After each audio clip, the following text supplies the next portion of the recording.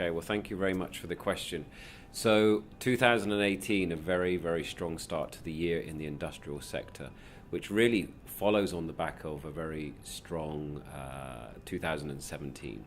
So, the reason that we're seeing a lot of activity in the industrial sector so far this year is really backed up by strong demand moving from China. A lot of manufacturers now, both Chinese and foreign manufacturers, looking to move out of China. So that low-cost manufacturing shift is now happening, and we're getting a lot of inquiries in the industrial sector from these companies. We're also seeing a lot of activity, generally, a lot of the manufacturers and occupiers in industrial zones now looking to expand in Vietnam, which is very good news for the sector and for, I think, for the economy as a whole.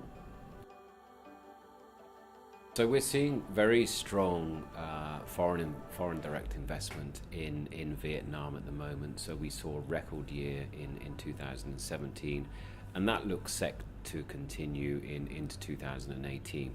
And the majority of the foreign direct investment is going into the industrial and sort of the manufacturing sector. So 50 to 60% of all foreign investment goes into that sector.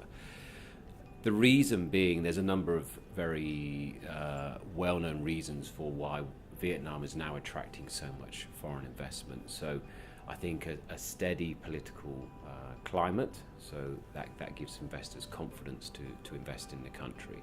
We're also seeing a number of free trade agreements being signed off, so that makes, that comes with sort of tax incentives. The flow of trade from different countries makes it much easier for businesses, to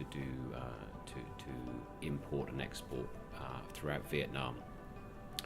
And then we see economic zones being set up in the industrial sector as well. So there's the government is putting a lot of emphasis in creating Vietnam as a manufacturing hub, and I think overall is doing a very good job in terms of creating an environment for businesses to manufacture their goods in Vietnam.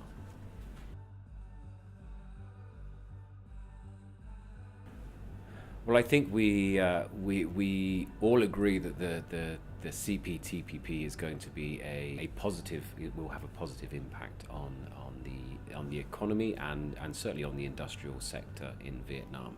This has been talked about for a long time, and whilst the revised agreement is without the US, which is, I think, slightly unfortunate, but it nonetheless will be a very good and positive impact for the economy for Vietnam.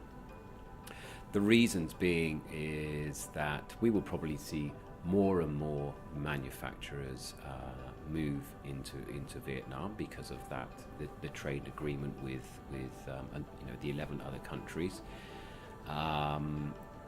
We'll also expect, we've also seen a number of other countries show their willingness to join the CPTPP. So whilst it's 11 countries at the moment, it could well be a number of others in the future.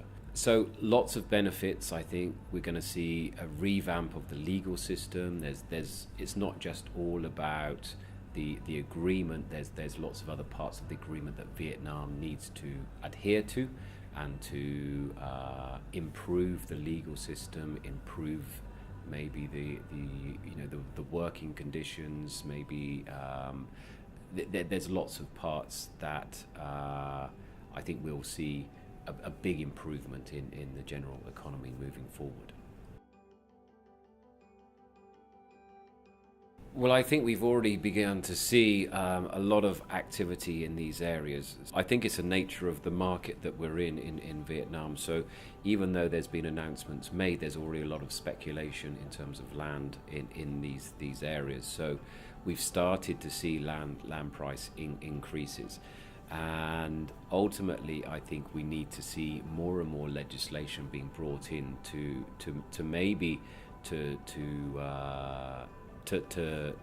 try to tamper down, to slow down this land price speculation that we're seeing in these areas, because ultimately it's not the developers that are doing this. It's speculators and investors just betting on the increase in land prices. So I think it would be wise for the government to look at these areas and try to control land price, this speculation, and try and implement sort of measures that will stop this speculation process.